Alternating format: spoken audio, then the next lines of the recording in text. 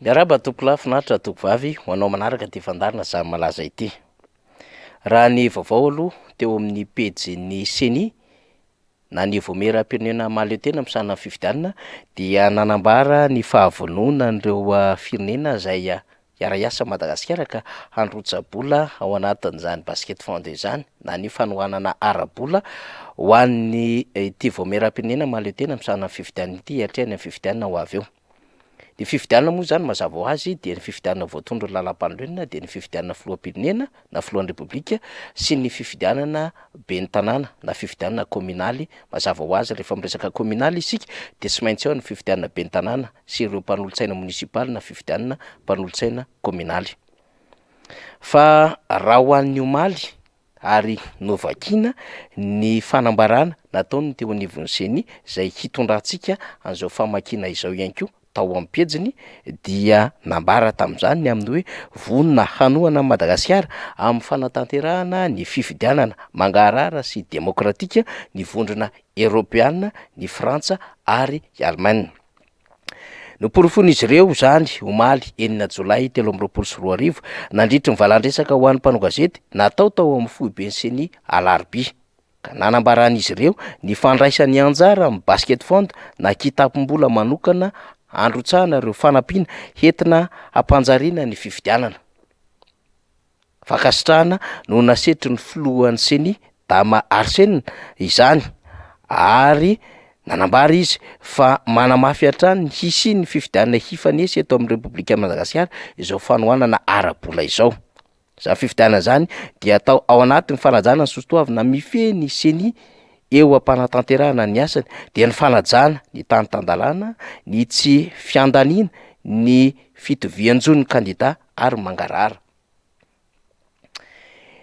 Ny fanambarana zany ao anatin'ity pejy ity dia miresaka fotsiny ny fanohanan'ireo firenena zay efa nandrotsaka vola ao anatin'izany basket fund izany dia vonona Eropeana, Frantsa ary Allemagne.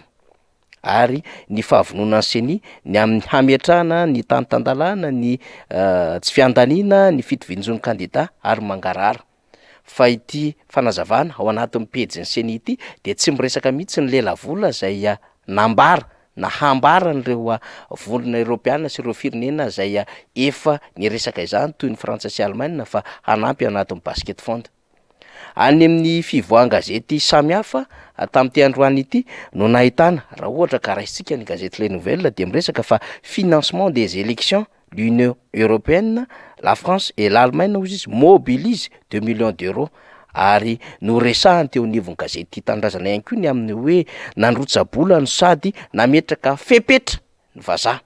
Fa ny gazety Midi Madagasikara kosa zay nivoaka androany dia niresaka ny amin'ny hoe élection 10 milliards d'ariary promis par la communauté internationale. Tondratsika fanamarihana ihany zany satria raha ny tokony ho izy raha misy fandrotsaham-bola anatin'ny basket fund dia tokony noresahany teo anivon'ny pejin'ny CENI izay vola zay homeny ny vonona Eropeana miaraka amin'ny Frantsa sy Allemagne zany. Ataontsika hoe tsetsatsetsatsarotra fa zava-dehibe eo amin'ny lafin'ny serasera izany satria manko ny tena andrasana dia hoe ny fandrotsaham-bola ateo n'ireo volona iraisam-pirenena amin'ny fifidianana eto Madagasikara. Nambara manko teny am-piandohana fa 140 milliards d'ariary na 700 lavitrisa ariary no tadiavin'ny CENI hikarakarana fifidianana eto Madagasikara. Ny fitondram-panjakana malagasy rehefa nanazava ny heviny taorina ny fivezivezen'ny miady hevitra maro samihafa ny amin'ny ohatrinona marina ny lela vola ilain'ny CENI ary manana izany lela vola izany ve ny fitondram-panjakana dia namaly sazoka ny amin'ny hoe tsy maintsy nisy ny fanadihadiana natao mba tsy hisy famoaham-bola mihoapapana ho ataon'ny fitondram-panjakana malagasy ka manodidididina ny 20 miliara ariary zany no mety homeny ny fitondram-panjakana ho an'ny CENI hikarakarana ny fifidianana. Raha tsorina zany dia misy gapina 10 miliara ariary zay mbola tokony hokarohan'ny CENI kanefa moa ny CENI dia efa milaza fa ampy hatrehana fifidianana nyzany 20 miliara ariary izany. Raha ny vaovao tamin'ny fivoriana ara-potoana ny solombamboaka hiatrehana ny teti-bola mpanjakana 2024 dia voasoratra fa vola mitetina 5.7 miliara ariary no natoka ny fitondram-panjakana hiatrehany ny fifidianana 324. De ny filohan'ny mihitsy no efa miteny fa tsy ampy hiatrehana fifidianana zany lelavolo zany, ka raha tsy ampy hiatrehana fifidianana ny lelavolo eo ampelantanany seni de tsy possible na hoe tsy vonina hanatanteraka izany ihany koa ny seni satria tsy ampy ny lelavolo. Hatreto zany aloha ho an'ny tonom-bola, ary hatreto ihany koa raha ny fahamam-baovao samihafa dia efa nikitikitika ny apahan'izany vola 5.7 miliara ariary izany teo anivon'ny seni. Dikan'izany mbola mitady manodidina ny tsy latsaka ny 70 miliara ariary ranoany na latsaka kely ny eo anivon'ny voameram-pirenena mahaleo tena am'sana fifidianana. Ampy ve sa tsy ampy izany anjaran'ny seni mamaritra izany.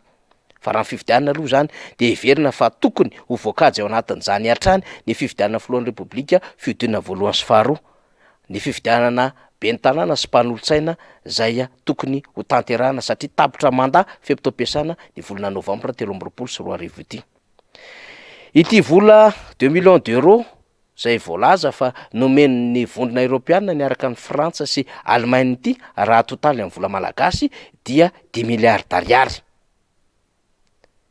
Raha 10 milliards d'ariary no omeny reo mpamatsy vola avy amina sehatra goavam-be tahaka izao, kanefa mitady tsy latsaky 70 miliara ariary any hoany ny eo anivon'ny seni de mbola misy 30 miliara ariary zany karoany.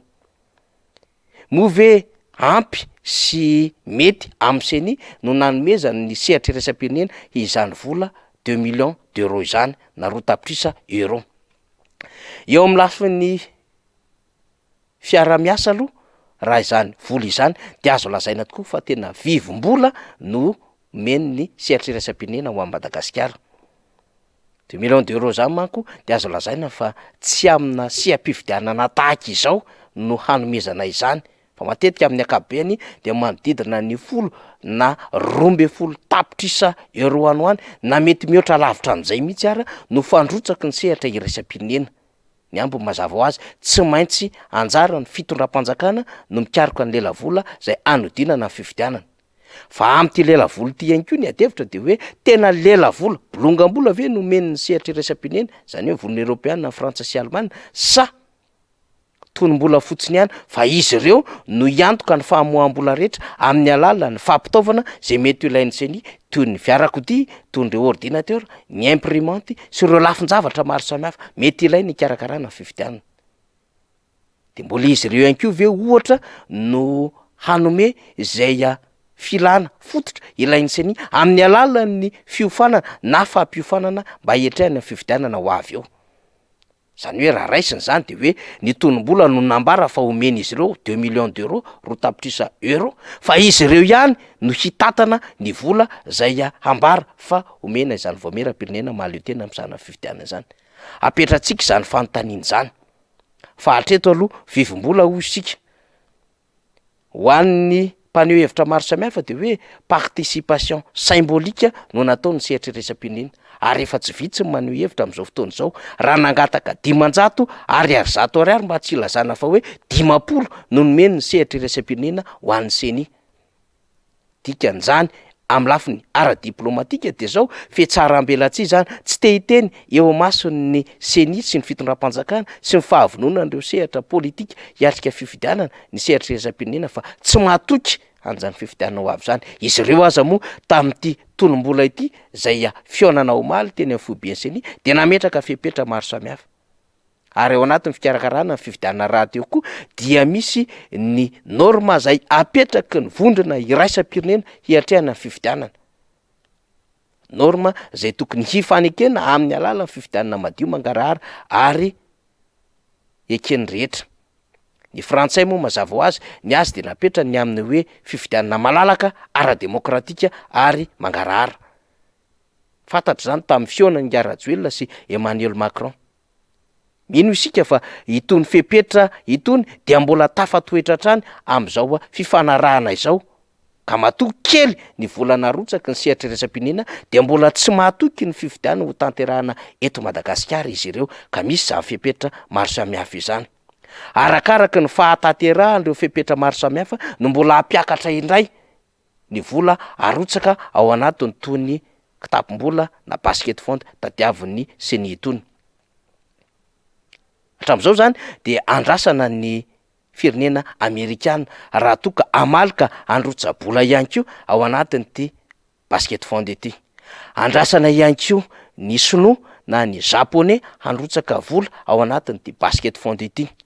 Andrasana ihany koa ny firenena Suisse na ny firenena Anglisy satria samy ao anatin'ny vonina Europeana izy ireo fa mety ve handrotsaka hafa am'izay mety ho anjaran'izy ireo. Na reo firenena afrikana indrindra maninona moa raha mieritreritra zany Comore androtsa-bola ao anatin'ny basket fond. Andrasana daholo zany rehetrarehetra izany fa raha ny filana ara-bola hoy isika dia manodidina ny 10 tapitrisa euro any ho any na 10 millions d'euros tsy latsaka no tokony hirotsaka ao anatin'za basket fond izany, ary tokony mazava ny amin'ny hoe mahatoky ny voameram-pirenena maleo tena malagasy ny sehatra raisam-pirenena amin'ny fitantanana izany. Fa mbola andrasantsika ny amin'ny hoe ho tatan'ny vahiny mpamme vola ave itony fanomezany tony tatsoroka hoy izy ireo, ka tatsoroka ara-teknika fotsiny ihany ve sa tatsoroka ara-pitaovana, sa tena tatsoroka arak'izay tena mahatatsoroka azy izay ka hoarahan'izy ireo arak'izay gotogotom-bola arotsany izay ny fomba fanomezam-bola ho Madagasikara. Firenena mahantra tokoa Madagasikara, eny firenena marefo, vulnérable hoy ny fitenin'ny rehetra ka zay ataony ny sehatra iraisam-pirenena mpanam-bola sisa no arahintsika. Na izany na tsy zany ny amin'ny fomba fikirakarana ty fifidianana ity dia betsaka ny mbola fitarainana mandeha am'izao fotoana izao, ary tsy vitsy ireo milaza fa nalatsaka ao anatin'ny lisam-pifidianana ny anaran'izy ireo. Raha enina ohatra ny ao anaty tokantrano iray ihany no voasoratra anarana. Misy kosa reo fa nanatona ny CENI ary nanao fitarainana in-telo miataona fa mbola tsy voasoratra anarana ao anatin'izany lisam-pifidianana zany. Endriky mifangararana daholo zany resantsika izany. Betsaka no menomenona ny am'ireo fokotany izay tsy mahatratra an'ireo lehibe pokotany na mahatratra an'ireo solotena ny CENI eny anivon'ny fokotany mba hanaovana fanamarinana mialohan'ny katonana zany lisam-pifidianana zany tamin'ny fahaenina volana Jolay lasa teo. Izany rehetrarehetra izany de mbola mampandringa ny fifidianana ho avy amin'ny alalany listy io, ka tokony hanaovana ady hevitra lehibe ny amin'ny fanatsarana izany amin'ny alalan'ireo andrim-panjakana raha toa ka mbola ilaina maika ny andinihana izany, na ihany koa ny androkafana izany lisam-pifidianana zany ka hanadiovana sy hisiny audit mazava miaraka amin'ny sehatra iraisam-pirenena. Efa azo atao manko ny mandroso ny audit satria efa nikatona ny lisam-pifidianana. Izany dia anisan'ny fitakian'ny mpanoatra, akoatrin'ny hoe ahoana no handaminana an'ireo lafin'ny fitaovana maro samihafa sy ny vola ho ampiasainy ny candidat plafond zany resantsika izany, hatramin'ny fitsinjarana ny fomba fanehoan-kevitra sy ireo fandraisana anjara ny fitondram-panjakana mba tsy hitanila. Zany rehetrarehetra izany de mbola ady hevitra miandry ao anatin'izao fifidianana ho avy izao. Na izany na tsy zany aza aloha de miomana hiatrika zany ho an'ny antokotiko Madagasikara sy ny filoha Marc Ravalomanana zay efa nampiseho fahavononana andray herinandro izao ny faneken'ny filoha Marc Ravalomanana ny fangatahan'ireo mpiatroka tia maro be manerana Madagasikara sy ny vahoaka izay nolalovany ny am'izay ho candidat fidena ho filoha pirenena izay 2024. Zany zava-misy zany malaza, makasitraka tompoko lahy, makatelina tompoko vavy.